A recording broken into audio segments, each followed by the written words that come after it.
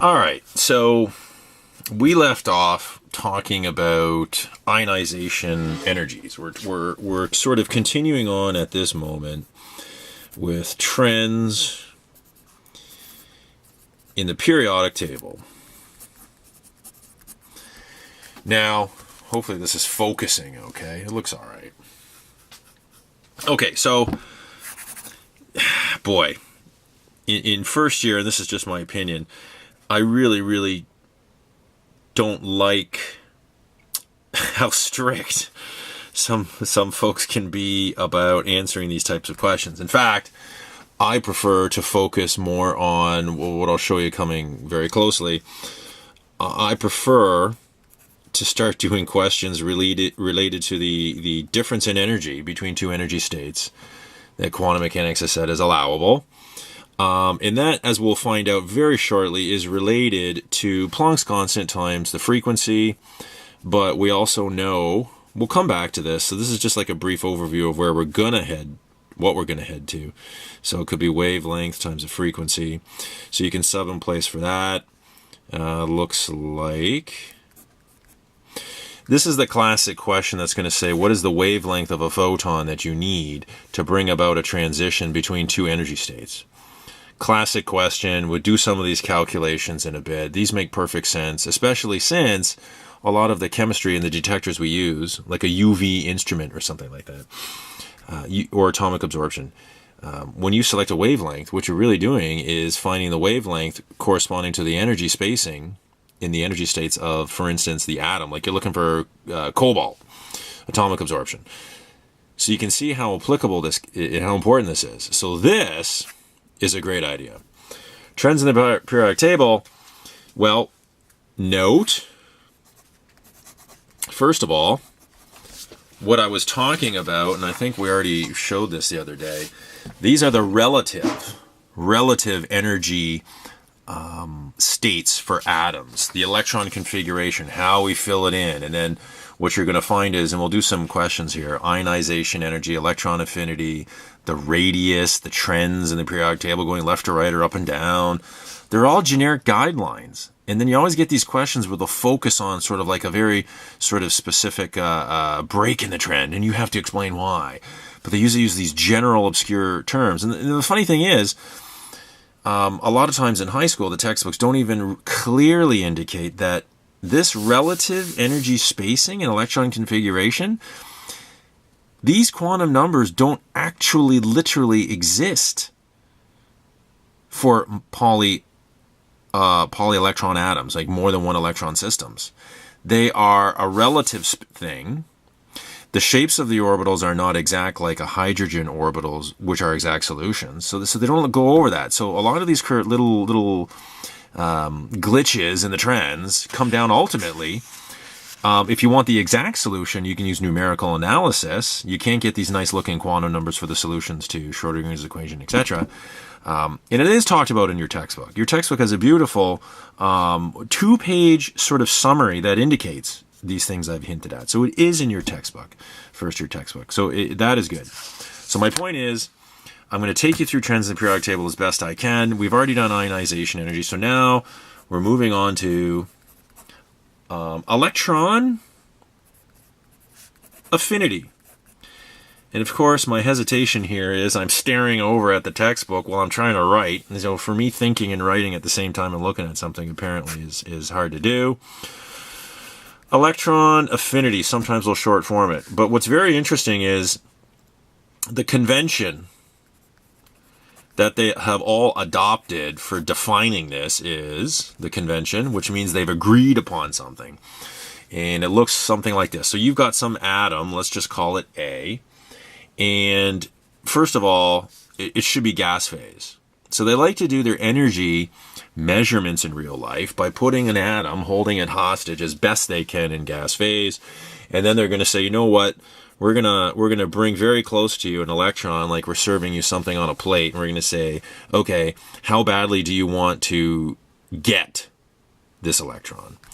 And if you do, then guess what? You become a -1 charged atom. So how badly do you want this? Hence the use of the term affinity. They go one step further. by their definition of their convention, they're only going to write a number down for electron affinity. You know, like ionization energy. Remember before we said you have an atom, and what you're going to do is you're going to nail it with enough energy to bink, knock one of the electrons out. You've ionized it. Now they're doing the opposite. Now we're going to bring an electron closer to you, and we're going to see if you grab it. You willingly grab it. If you willingly do, then that means you're going to release a lot of energy, and this is where they're going to say something like, I don't know, exothermic,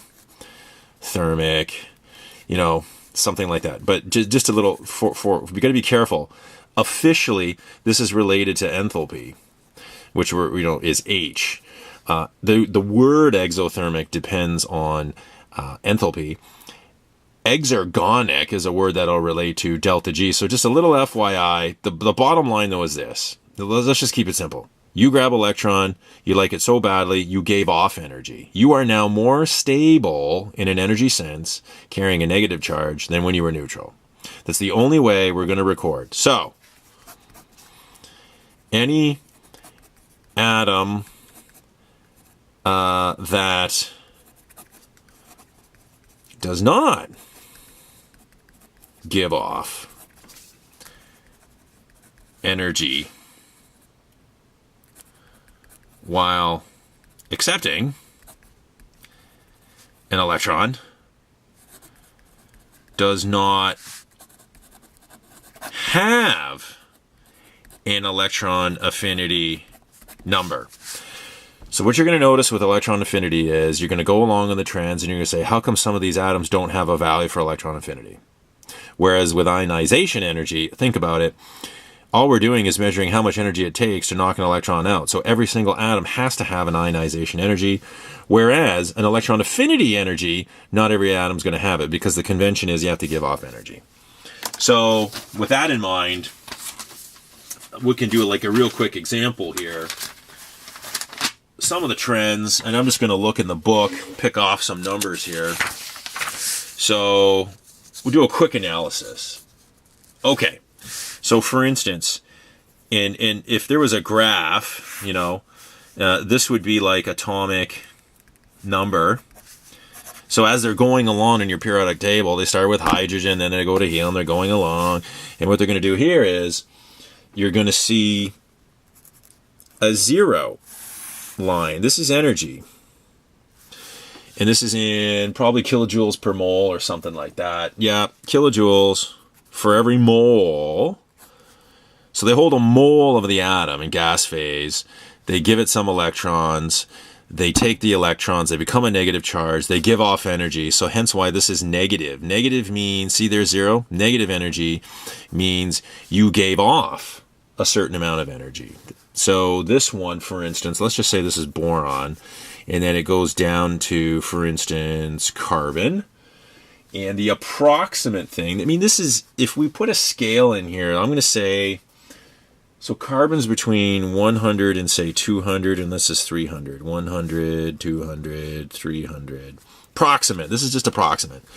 But you can see that the point is, so there's boron, I don't know, call it like almost 80 kilojoules per mole. And then as you move on in the table to carbon, it's giving off even a lot more.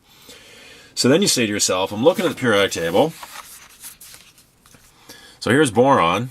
Yep, carbon's next. It has an electron affinity. And then nitrogen. Nitrogen, there's no number for it. And then oxygen takes up again. And oxygen is ever so slightly right here, just below carbon. There's oxygen. So then you're saying, that's an N for nitrogen. Where's nitrogen? Why is it missing? And then from oxygen, it goes to fluorine, which is like way down here. So I'm just demonstrating. You can look in the book yourself for the trends in electron affinity and say, why is this the case? So let's look right there. So to do that, the proper analysis is to draw energy diagrams. So let's look at carbon, and we're going to look at the valence part of it. So the 2s, and here's the 2p. Yes, if you wanted to draw it in, the 1s is there for carbon, right? You know it's got 6, but we normally ignore that, as you'll get used to when we go to bonding, because when we get to bonding, the valence ones are the electrons that are meaningful for bonding in the model we're using. But in any event, the business end for electron affinity is, what does this look like? Because what you want to do is give it, you've got one electron, and you want to give it to carbon, right? So you can see how it could go right here. So what you would say is plus one electron, and what's going to happen to carbon, which now becomes -1, you get the 2s, 1, 2, 3. So now you would say, ooh, now it's isoelectronic with nitrogen. Because nitrogen, if it was nitrogen neutral, it would look like this. And do you see how this is if you go back to when you read the trends of periodic table, even in high school, they're going to say things like, oh, look at this. Half-filled set of p orbitals gives you some extra stability. So carbon would really, really like to get this half-filled orbital set because we've been told, we memorized it, this gives you an energy savings or something like that. So carbon wants to take this on. And if you were to compare that to what was before it, let's just take a quick look at boron. Boron would look like this. And then boron, if you were to give it one electron, becoming -1, this is 2s and this is 2p, right? Boron would now look like this. Now the argument here would be, apparently, it still does have some energy reason, because you cannot argue with this measurement on the other side. Cannot argue with the measurement. We give an atom an electron. If it takes it, gives off energy, then obviously there's an energy of stability that must exist. It's an experimental fact, and you can't doubt it. But do you see here, this scenario, well, they love going on and on about, oh, special half-filled orbital set. This is special, so we need a student to write that down as a solution. But then I've heard students come by and say, but wait a minute. What you're really telling me is you do the experiment, you take atom, you give it electron, if it gives off energy, then what does that tell you about the quantum mechanical electron configuration analysis if you did the full quantum treatment? Quantum mechanics can calculate exactly this energy system versus this one. They have student software in first, second year universities now that, it's almost like ChemDraw. You can write this in and it'll do the quick approximate calculation with a weak computer and give you almost very close to good results of what the energy difference is. So technically, you can calculate the electron affinity from that software. So do you see where this is going? We're getting now to a day and age where you can use the full quantum treatment to calculate it directly. Whereas the old days trends where we love to ask these questions because it's that special half-filled thing. Well, but boron gives off energy taking one. So look at this. What are you supposed to say? That sounds good. Well, not really a whole hell of a lot. You could go as far as saying something like this. You could say, well, boron has, it's 5. So boron has a +5 nucleus, okay? So obviously when it's neutral, you've got some sort of electron density, whatever the hell that looks like. You've got 5 electrons. So now when you put another one in, you put another electron in, it's in the 2p block. So one of the ideas they're going to say is you're putting an extra electron in a similar energy and type shape orbital at the distance from the nucleus that it is, right? Well, apparently that system has an energy saving. So I got to be honest, there's really not much more you could say directly other than doing the exact computation. Now, we'll move on to the gap. Why is nitrogen not here? Popular question all over the place. So I guess we could say, I'll do it right here.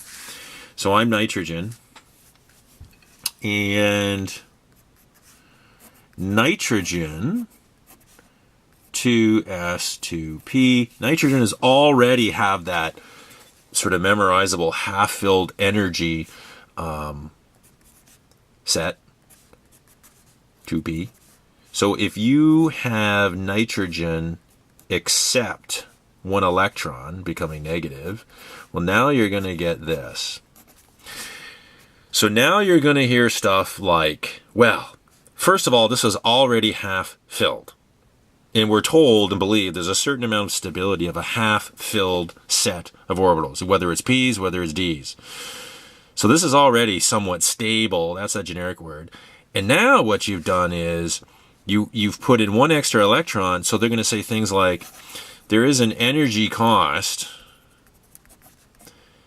to a couple things here. Breaking the half-filled 2Ps set. So you're breaking up this energy of stability on the one hand, and then in the second hand, there is an energy cost to pairing the electron spins. So the other thing they're going to say is one of these two things or both, and saying, look, you've broken up the nice little thing it had going here for energy of stability being half filled, and now on top of that one, you also end up pairing this, and there's an energy cost to pairing the spins. And that's it. But again, if you wanted to do this with software that's available, for second-year students, you can explore what the cost of the pairing could be like, and this could even give you an exact number to what this is. Because electron affinity, there is no number here. You know what it would be? It would be up here on the positive side. You'd have to give it energy and make it take the electron, but they didn't record it. You know what I mean?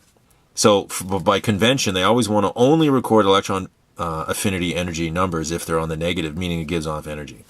So folks, this is some of the ways you would go about answering. And for ionization energy, radius, for electron affinity, you always end up having to write these energy level diagrams and make arguments this way that I've done. We'll come back to that and do some other questions later. So now we're moving on to the radius. This is Ptolemaic radius. Trends. Periodic table. And if I'm not mistaken, in the current edition of Zomdahl, which is a great book, 8th edition I think we're using right now, it's chapter 12, section 15, trends. So what's interesting here, folks, man, this is nothing more than, let's just start off, for example, if you have hydrogen, which is a +1 nucleus, and let's just pretend in the ground state it's a 1s shape of electron density. Okay? So the one electron is this density. Fine. So what they're going to say is, and to be perfectly honest, I don't know the exact. They had to come up with a convention of what is the radius of this sort of spherical thingy. And even though the orbital itself, we know this is the 90% line, right? So they had, by convention, they had to come up with their own way of saying, look, when we report an R, we're talking about the radius, which is the distance from the center to the edge. I do believe it's the edge of the 90% line. Could be wrong. And I'm going to take just a quick second to see if I can scan the text here. That's how much I worried about. I know what the radius is, the idea of how big the atom and its electron density is, right? But the exactness, yeah, it says here, these values, the radii, covalent, right, measurements of the typical values of atomic radii, and then figure 38. You know what? And they're given in picometers. So what I'm going to say is I'll let you read the book and find out exactly. So let's just say question mark. You know, it's not that important to me because I'm not going to test you on exactly if you know. All I care about is the trend. You know, however the hell they're measuring R, is it to the 90% line of the orbital or is this some different damn thing? You know, I don't care. You can look at the chart in the book. We're talking about the generic trend, okay? So the idea is this. The idea is, and let's start here, where it's much easier to start with a 2s because what comes next is the 2p block.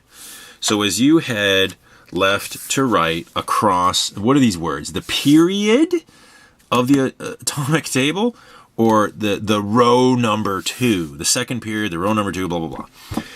Well, think about it. As you're going across, the nucleus itself is gaining extra positive charge. Yet, what they'll say in the text is things like, but the principal quantum number, this is the 2s and this is the 2p. So as long as you're staying within the principal quantum number 2, you're increasing the nuclear charge, because you're adding protons to it. And the extra electrons that you're adding are not really that much further from the nucleus. So what they're saying is and it's another way that some people will say the effective nuclear charge seems to be going up. So each of these electrons that you're adding in, because it's still the 2p orbital set, it's not like that electron is any much further from the nucleus. So it's seeing and feeling that nucleus more so. So the trend is clear. The generic trend as you go across is the electron density is going to be pulled tighter. So the radius of your atom should be decreasing as you go across. So if I write down these numbers really quick, you've got lithium, beryllium, then it goes boron, carbon, nitrogen, oxygen, fluorine, and we end at neon. So in terms of picometers, lithium is at 152, 113. Then you got 88, 77, 70, 66, 64, 69. So the generic trend is radius, not increases, Mike, it decreases. You moron. Okay, so the generic trend. We memorize this, we think we know what we're talking about, and obviously I don't. But now you look at the experimental numbers. Well, now that's a bit different. So I look at lithium, 152, and I look at neon. Wow, 152 picometers shrinks to 69. So clearly the trend is it's decreasing. I go from lithium to here. Oh, it's decreasing. Beryllium to boron. Oh, decreasing. 88 to 77, decreasing. Decreasing to 70. But then we get this little glitch. Wait a minute. No, my bad. This one still is decreasing. Decreasing still. Then it's still decreasing. And the only place that this period breaks the trend is right here. From fluorine to neon, it gets a little bigger. So what am I supposed to do with that? If I did the quantum mechanical calculation of energy minimization, and more importantly, boy, that's called camera falling. I think I'll leave that in. You know, it just makes this more real or something like that. There, we back online. Don't want to break the camera. All right, back online. Still recording. I think we're okay. Okay. Quantum mechanically, I can do the calculation. What do we say quantum mechanics can always calculate super, super crazy spot on? Number one, energy differences in the states that you're allowed. And each one of those energy states, like if I have a first and a second energy state, this difference, each one of these states has a shape of the electron density. The shape of the electron density is the critical thing that manifests itself in the approximate size or radius of the atom, right? Two things quantum mechanics does. Student software first year can even calculate these and show you the shape of the orbital and the density and the radius. So basically put, folks, solving the energy minimization of the system and the resulting allowable energy states and the shapes can give you these numbers. You can calculate it, and then you can experimentally observe them. So if you really want to get into the reason why, obviously there are energy reasons as to why this gets a bit bigger. So now we have to resort to these trends. So we would have to say something like, okay, now we got to go to our energy level diagram. We have to draw it out like this and say fluorine looks like this. And then all of a sudden you go one atom over and neon simply just completely full, noble gas configuration. Fluorine has one unpaired electron. Neon would be full. So I got to be honest, folks. I'm sitting here looking at these qualitative statements as to why this one, explain why this one makes sense to have more of this. Then people would say something like, I can just say this. Isn't it true that I could look on the periodic table for electronegativity? Out of this table, you've already learned your electronegativity goes like this. So fluorine is the most electronegative, and the value of its electronegativity is right here. Gets a 4. Whereas neon has none. Doesn't want any more electrons. So what they're going to tell you is fluorine, in an energetic sense, just also happens to be something that really, really, really likes electron density.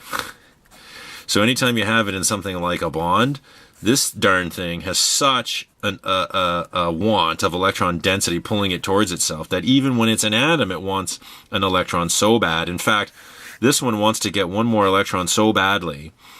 So badly.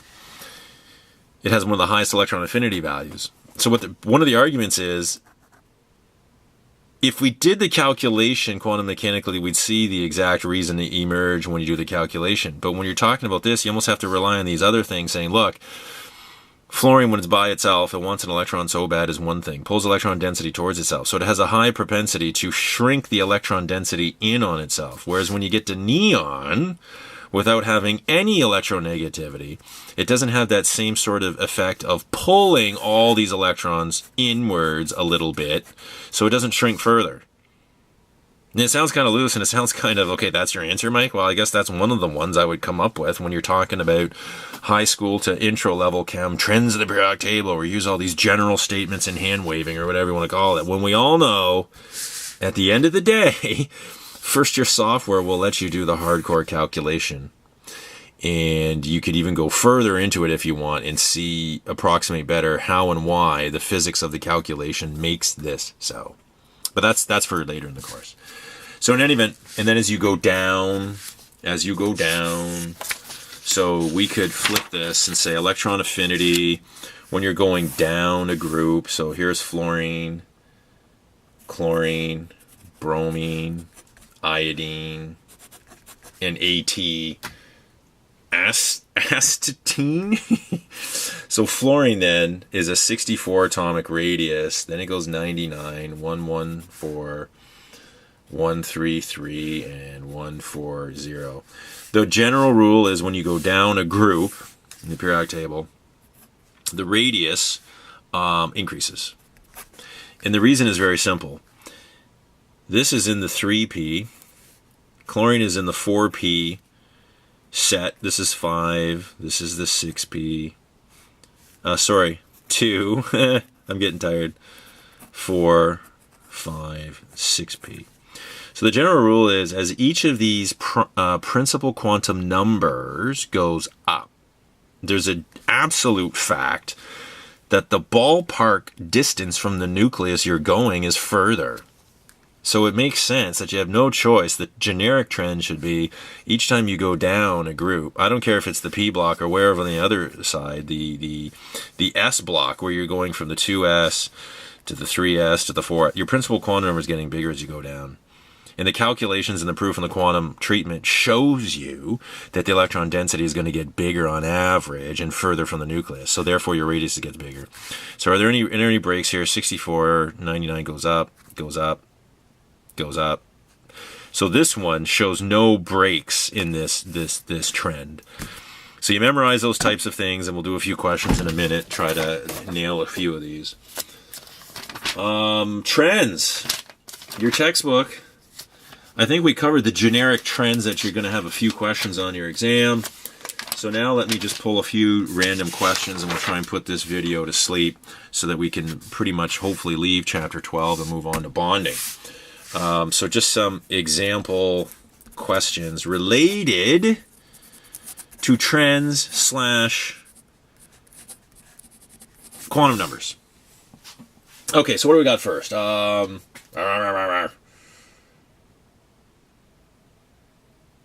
So we could say the question looks like, for instance, what quantum numbers... Oh, the following are incorrect. So what they're going to tell you is there's a problem. So somebody says, okay, you've got an ML that's equal to -3. You've got an N equals 3. You've got an MS equals -0.5. And you've got an L equals 1. So they're saying, it's just a question, typical question, there's something wrong with these. What is the problem? So the way that I work this out, folks, if I want to flatten this like a frickin' pancake, one of the things I always start with this one. So if I'm being exhaustive, so if N equals 3, Well, what that tells me about L, because we know that L can equal the value of 0, 1, 2, and it's allowed to take on values up to n minus 1. So if n is 3, I'm going to have to stop at 2. So it turns out that for this one, if you tell me n is 3, the allowable by quantum mechanics is 0, 1, 2. And this means it's s orbitals, this means p, and this means d. So I'm allowed to have s, p, and d orbitals. Okay, that's fine. And then each one of these has ML rules. So the ML for S, because ML says you're allowed to take on values of the negative value of L, and you count up by integer numbers to positive L. But if you're starting at 0, there's no such thing as negative 0. So obviously when L is 0, the ML allowable value is just 0. But for P, you can start at negative 1. So for P, it's at negative 1, go through 0 to positive value of L. D, you start at negative 2, negative 1, 0, plus 1, plus 2. Okay, so if that is the case, these are the total orbitals that can exist. So remember, N, L, and ML give you the designations of the total number of orbitals. Each one of these MLs, so S orbitals, there's one of them. P orbitals, there's 3. So the ML number, the fact that there's 3 numbers says there's 3 P orbitals. The ML numbers related, there's 5 of them for D, says that D orbitals come in sets of 5. So if somebody says to you, what are the total number of orbitals for N equals 3? 5 plus 3, 8, 9. So there's 9 possible orbitals for N equals 3 designation. So now, let's check for any inconsistencies. Am I allowed to have an ML of negative 3 just because N was stated to be 3? So you go down here, and the answer is no. So this is wrong. The only way that you could have a 3 would require us to start at, for instance, negative 3, which is not a D. That would be a number 3, which would be an F. But there's no such thing as an N equals 3F. So that's a problem. And then, can you have N equals 3 and L equals 1? Well, yeah, here's 3, and L is allowed to be 1, so that checks out. The ML was wrong. But now what's interesting, and this is what I was going to say. See this one right here? Put a triangle around it. Notice the statement. These 3 relate to the total number of orbitals that you can talk about and draw a picture of. But what does this do? This is the property of the electron itself. These 3 numbers are essentially properties or characteristics of the orbital, which is the orbital, which is the shape of an electron that becomes the orbital. So it's interesting to say these. So yes, MS, because you're an electron, you're allowed to have negative or positive half things. So that's okay. So I think we're good. We just answered the question. That's the one that's wrong. So that's one example question of something like that. But you see this analysis that I've done, this is common to any kind of things that do quantum numbers. You're better off to flesh out, starting with your principal quantums, what is allowable. And you could just generically do this for n equals 1, n equals 2, n equals 3, n equals 4. You could flesh out all the possibilities. And what's interesting about this, I should comment on that now. This is actually important. It's been so long. High schools or some other damn textbooks are going to say the word is what, shell or some damn thing like that. The n equals 3 shell. What is the significance of that? When we get to bonding, what I was going to say is n equals 2 versus n equals 3. When we get to bonding, what you're going to realize is for n equals 2. We're going to talk about hybridization really quick. I'm just bringing this up because it's related to quantum numbers. So if we were going to talk about 2s into P. And let's talk about carbon. Carbon valence electrons looks like this. Okay? What you're going to see when we get to bonding, we're going to say that carbon, when other atoms try to bond to it, it's like there's a knock at the door, right?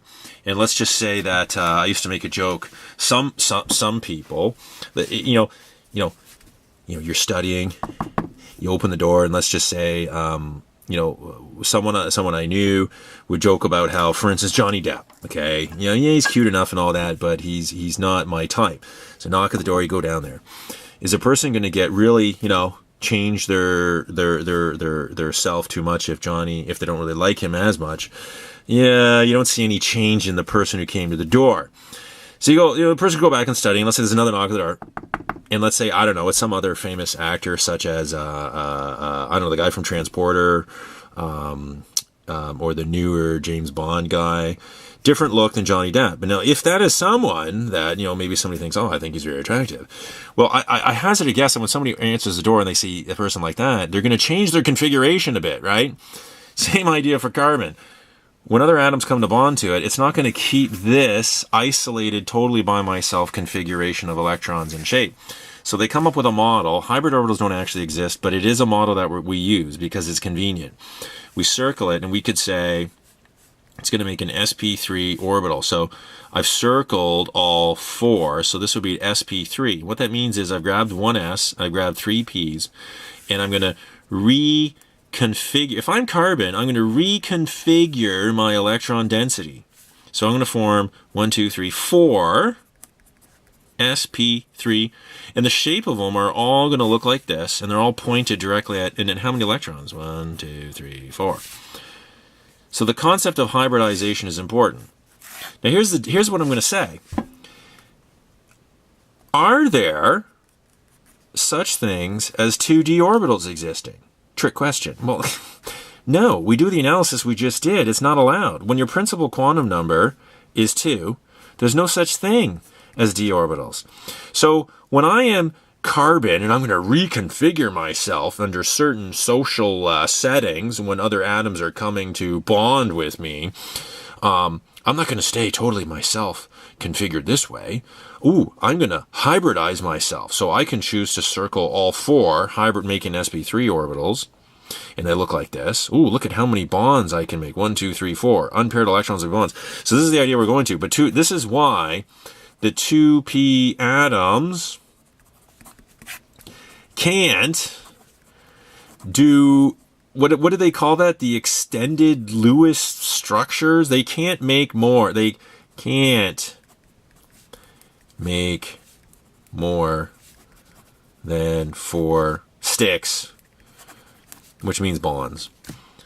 N equals 3. So what if you're like something like sulfur? Okay, so sulfur can start out at 3s and 3p. You got this, this. So there's sulfur. If it's by itself, electronically configured this way. Ooh, but wait a minute. Do 3d orbitals exist? Yes, they do. Yes, they do. So when we play this hybridization game, is there anything stopping sulfur from grabbing existing d orbitals? So 1, 2, 3, 4, 5. It's going to reconfigure itself with an extra orbital. 1, 2, 3, 4, 5. And it's going to put 6 electrons in there. So is there any surprise that sulfur can make SF5, for instance? Could have grabbed an extra orbital, reconfigured itself this way. So these are the rules that we're going to see in bonding. So I really wanted to point out something. If n equals 2, there is no 2d orbitals. So therefore, you can't have these extended Lewis bonding thingies. And that's really why. Another question we could have looks like something like... I'm looking for trends in the periodic table here. Why am I taking so long? Okay. Arrange the following groups of atoms in order of increasing size. So arrange in increasing size. So this is talking about the radius. Trends in the periodic table. So they're giving us... TE, S, and SE. Okay, so we go here. What are we looking at here? We have SE, TE. Oh, so we're looking right here. So in other words, do you see how you could rank these in the group? So if you're looking in the periodic table, it's kind of like this: sulfur, selenium, and tellurium.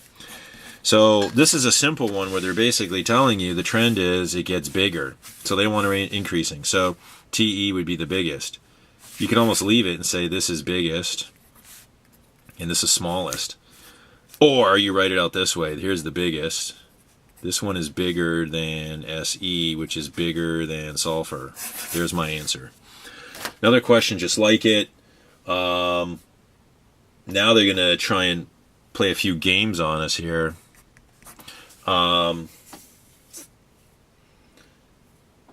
Let's go with barium, silicon, fluorine.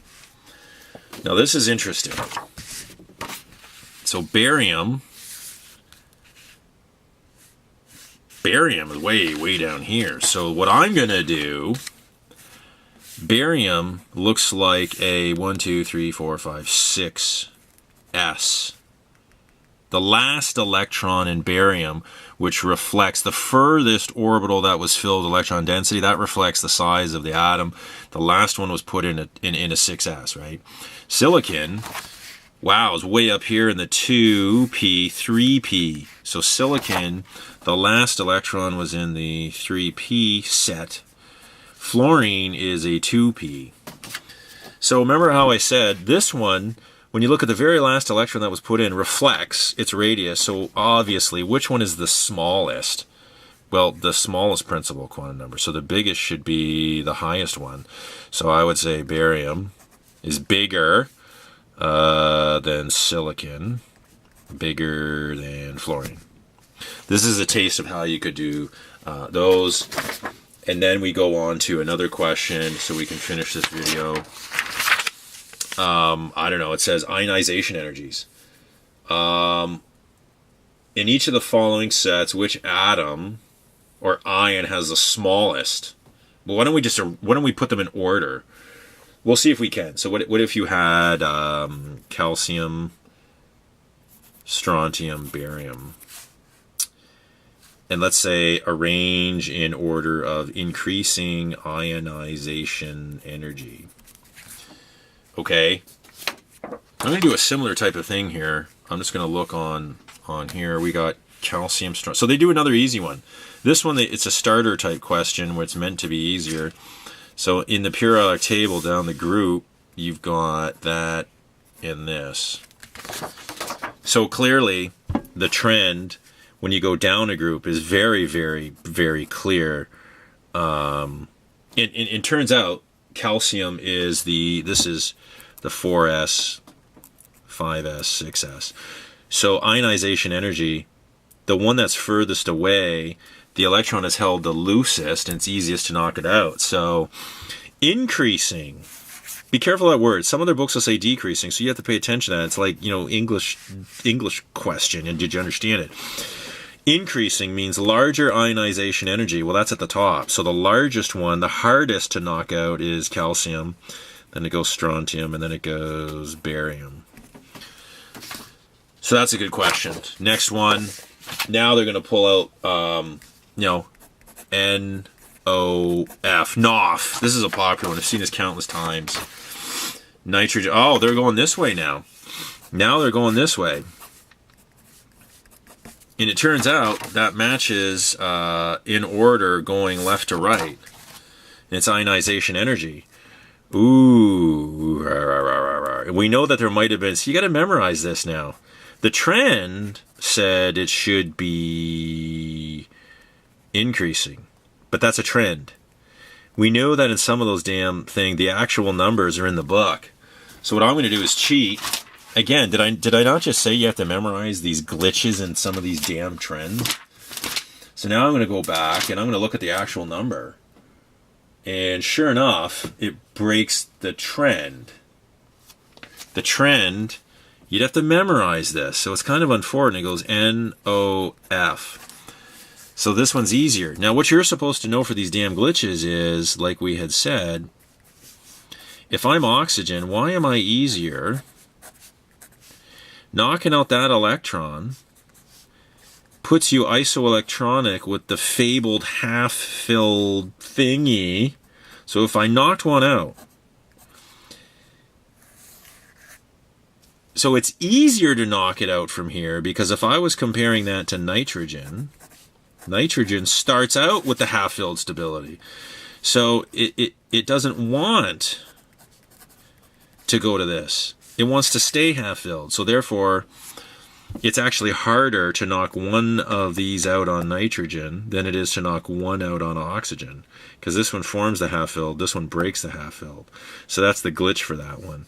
So I guess you'd have to go like this, increasing. So the hardest is fluorine, then it goes nitrogen, then it goes O.